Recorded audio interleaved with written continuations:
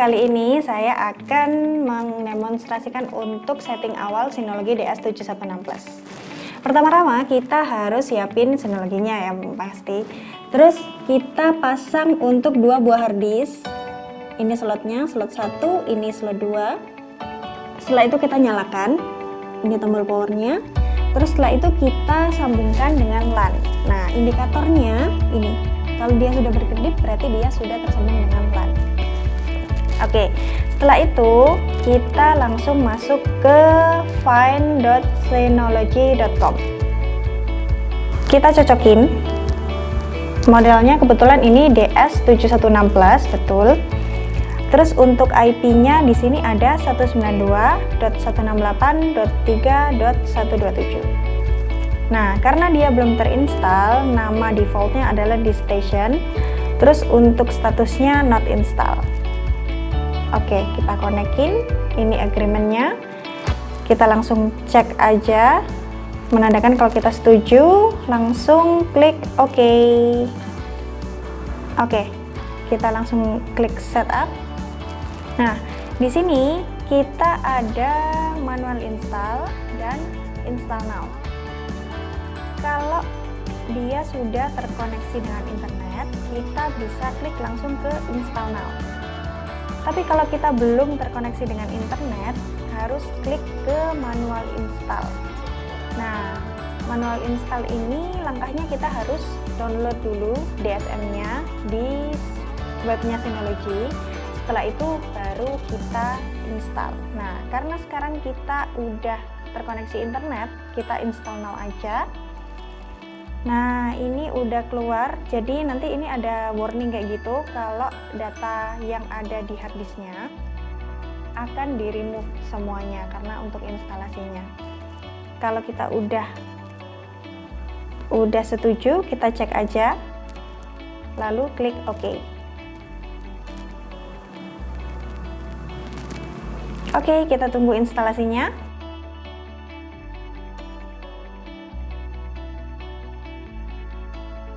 Jadi kita kasih aja server name. Nah, kita kasih nama aja NAS. Username-nya terserah, misalnya admin. Passwordnya juga terserah. Oke, masukkan password 2 kali. Setelah itu kita next. Nah, ini ada pilihan create quick connect ID atau create quick connect ID with an exciting Synology. Kalau kita belum punya akun, kita bisa pilih yang pertama. Kalau sudah punya akun, kita bisa pilih yang kedua. Kita tinggal masukin aja untuk email address sama passwordnya. Nah, setelah itu kita bisa pilih juga skip this step. Nah, kali ini kita skip aja ya. Oke, sekarang setupnya udah selesai. Jadi ini ada pilihan dari Synology untuk share lokasi kita supaya bisa ditemukan di find.synology.com. Untuk kali ini kita nggak usah cek karena untuk setnya udah selesai semua. Jadi kita langsung aja go. Jadi ini nggak perlu dicentang ya, kita langsung go aja.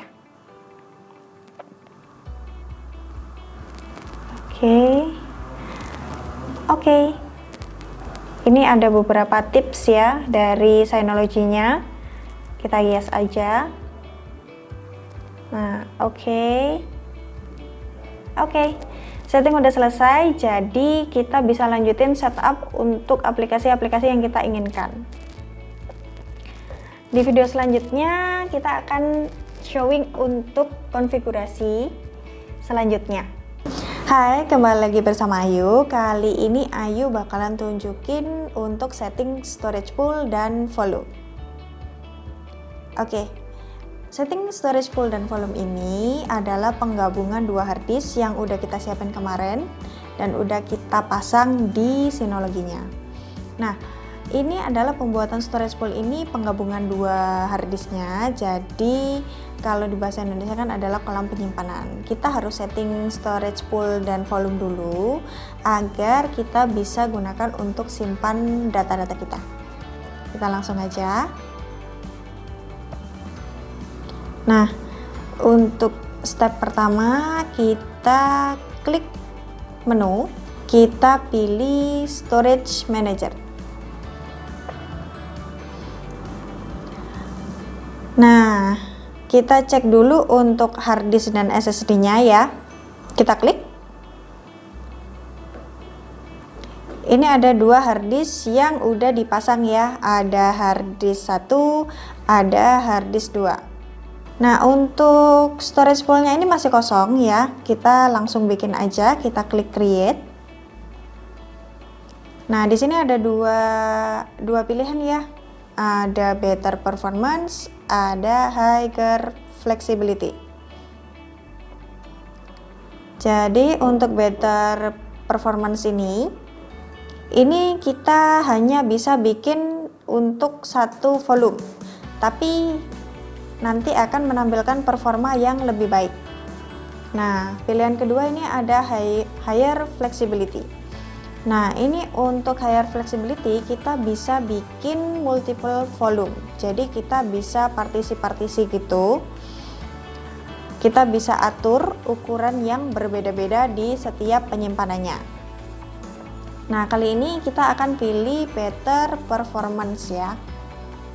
Kita klik better performance, langsung kita klik next. Nah, untuk RAID tipe di sini ini ada RAID 1, ada basic, ada Gboot, ada RAID 0.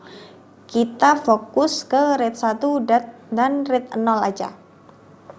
Kalau RAID 1 itu dia 2 harddisk yang kapasitasnya nggak bisa digabungkan, tapi dia akan menyimpan data yang sama di harddisk 1 dan di harddisk 2. Jadi kalau harddisk yang pertama rusak, kita ada cadangan data di harddisk yang kedua, seperti itu. Nah, untuk RAID 0 ini dia kelebihannya bisa digabungkan. Jadi kalau kita pasang 1 tera harddisk ada 2, jadi bisa digabungkan jadi 2 tera. Nah, kalau RAID 1 tadi kan tidak bisa digabungkan. Jadi RAID 1 itu kalau kita pasang 1 tera ada 2, kita punya storage-nya cuma 1 tera. Nah, RAID 0 ini kekurangannya kalau kita simpan data, kalau harddisk 1 rusak, jadi harddisk yang kedua itu nggak bisa menyimpan data kita secara utuh. Jadi data kita itu rusak juga, kayak gitu. Untuk kali ini kita pilih yang RAID 1 aja. Nah, kita pilih RAID 1, next. Nah, di sini ada RAID 1 ya yang kita gunakan, jadi minimal harddisknya 2. Kita centang dua-duanya. Nah, kita klik next. Nah, di sini ada warning ya. Jadi, semua data yang ada di harddisk itu bakalan dihapus. Kita klik OK.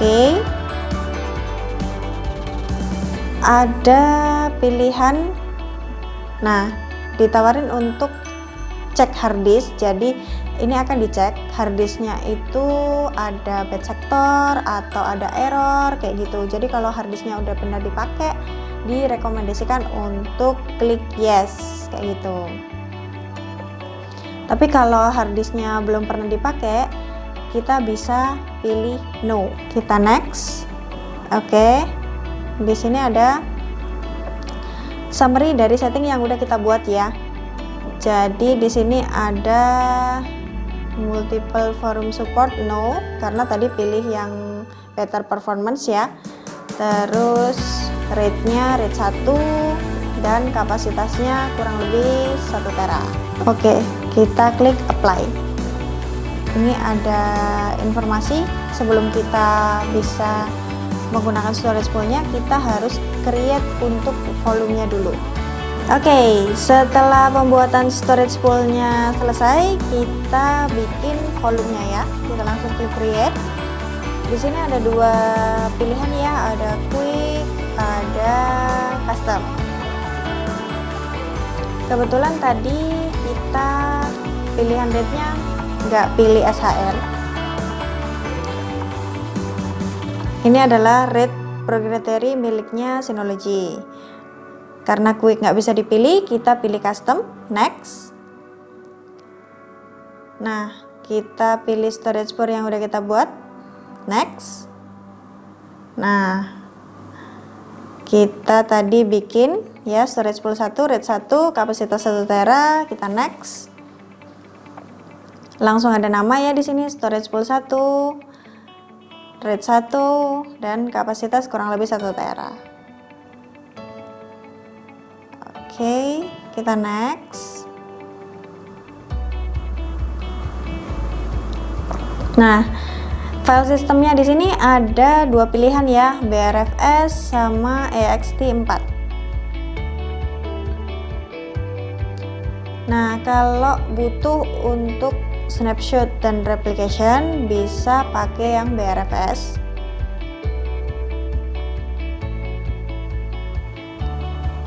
Nah, kalau ext4 ini hanya bisa dipakai yang berbasis Linux ya. Jadi kita pilih yang recommended aja, BRFS, next. Ini summary yang setting yang udah kita buat ya. Storage pool 1, kapasitas kurang lebih 1 tera. File sistemnya BTRFS apply. Oke. Nah, ini ada keterangan volume 1 creating ya. Kita perlu nunggu beberapa menit ya. Setelah selesai dibuat, nih statusnya volume 1 normal ya. Setelah selesai dibuat, kita baru bisa gunakan NAS ini untuk simpan data-data kita. Nah, untuk di overview, ini adalah status nanti yang menunjukkan ada error atau tidak, atau kondisinya dalam keadaan membaik, seperti itu. Nah, di sini saat ini statusnya storage managernya healthy ya. Nah, volumenya normal, storage poolnya normal, hard disknya ada 2.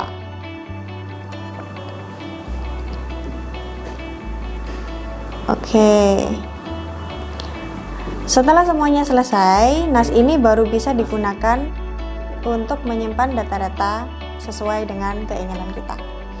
Oke, next video aku bakalan tunjukin untuk konfigurasi lainnya. Sekarang kita akan membuat penyimpanan cloud pribadi.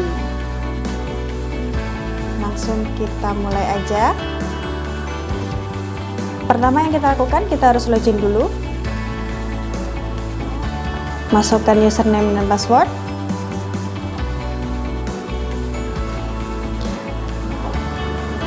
Nah, setelah masuk ke dalam NAS-nya, langsung ke package center. Di sini yang pertama kita install adalah Synology Drive dan yang kedua Synology Office. Kita kecek aja Drive. Nah, kita pilih Synology Drive Server. Fungsinya ini mirip seperti Google Drive. Jadi ini sebagai tempat penyimpanan untuk data-data, file-file yang akan kita simpan di Synology. Langsung kita klik install.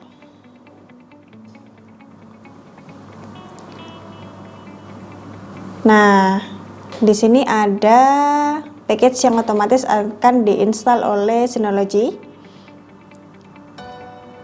Kita klik yes aja.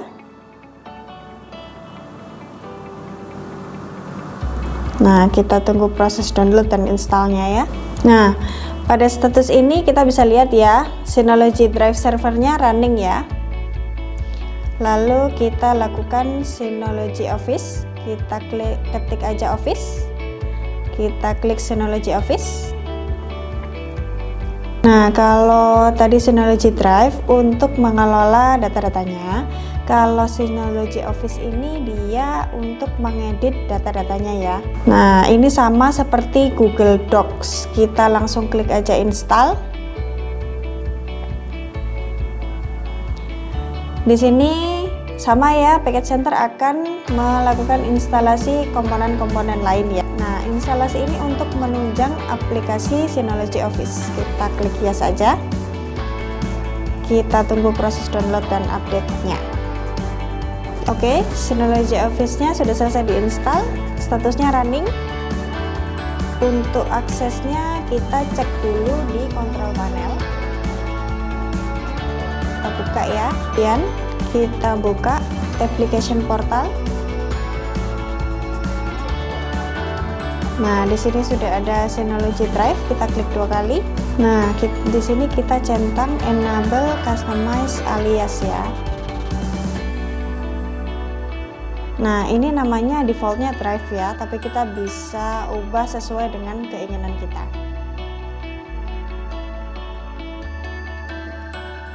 Nah, ini nanti namanya akan muncul di belakang IP address NAS-nya ya. Nah, kita bisa ubah ya. Misalkan dokumen.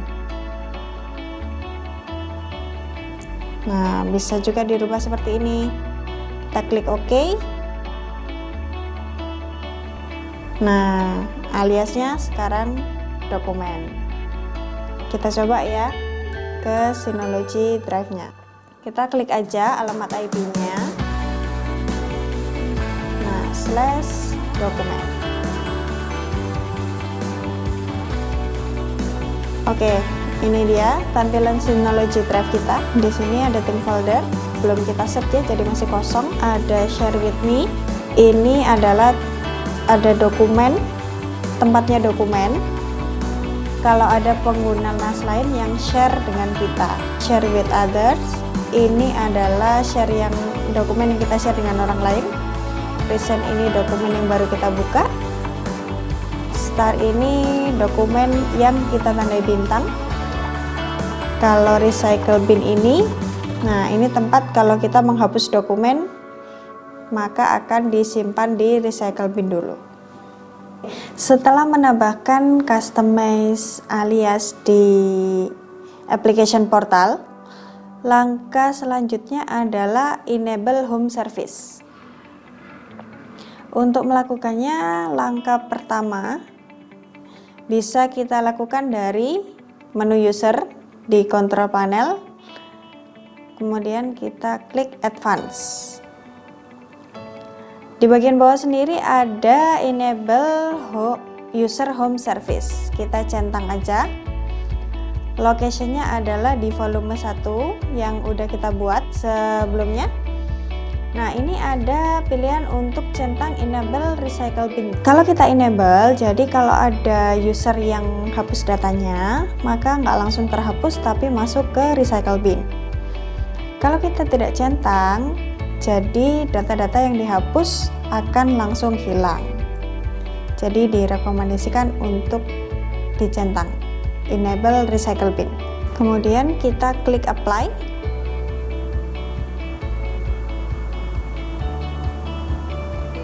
Setelah klik apply, kita langsung aja akses sesuai dengan customize alias yang kita buat.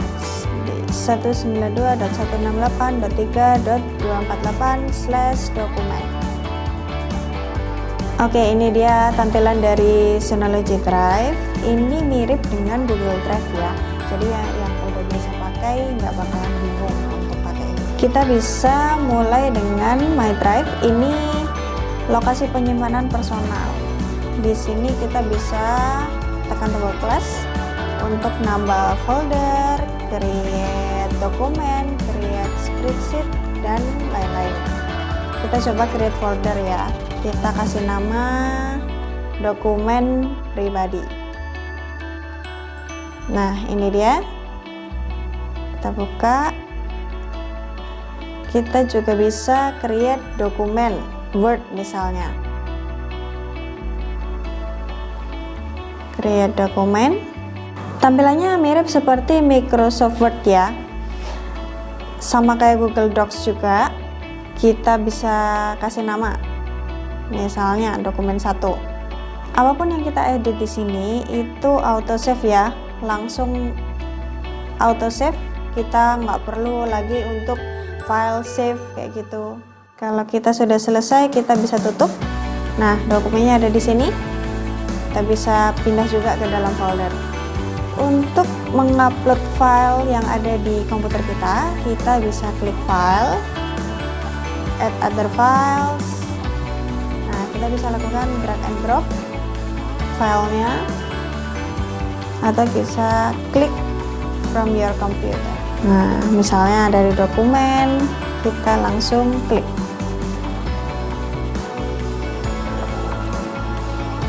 Kita klik OK. Nah, dokumennya udah terupload.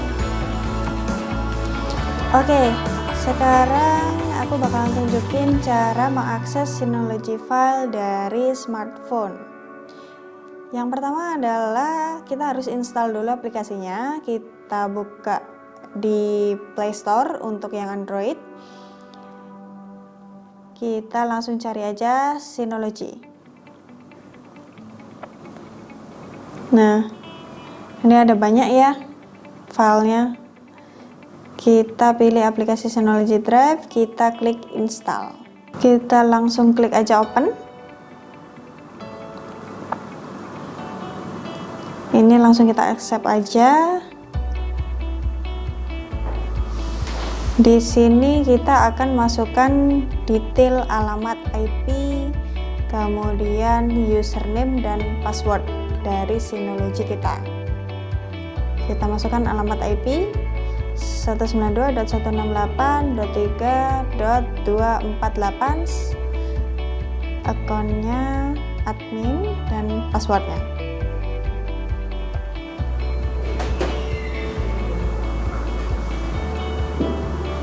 Untuk HTTPS ini kita bisa pilih, bisa dicentang atau tidak. Kita coba ya yang non HTTPS, kita login. Oke, akan langsung tampil ya My Drive. Dan di My Drive sudah ada file-file yang kita upload. Untuk menambahkan file dari smartphone, kita bisa klik tombol plus, create folder. Misalkan diberi nama folder HP. Muncul di sini ya foldernya. Kita bisa tambahkan dokumen atau foto, video, file-file lain. Kita bisa lakukan dari aplikasi di handphone kita. Kita klik aja. Ada perizinan ya, kita allow aja. Ada beberapa file ya di handphone saya ini. Kita coba upload.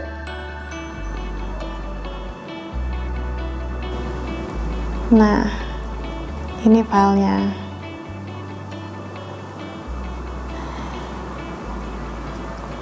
Sekian video untuk akses Synology dari handphone.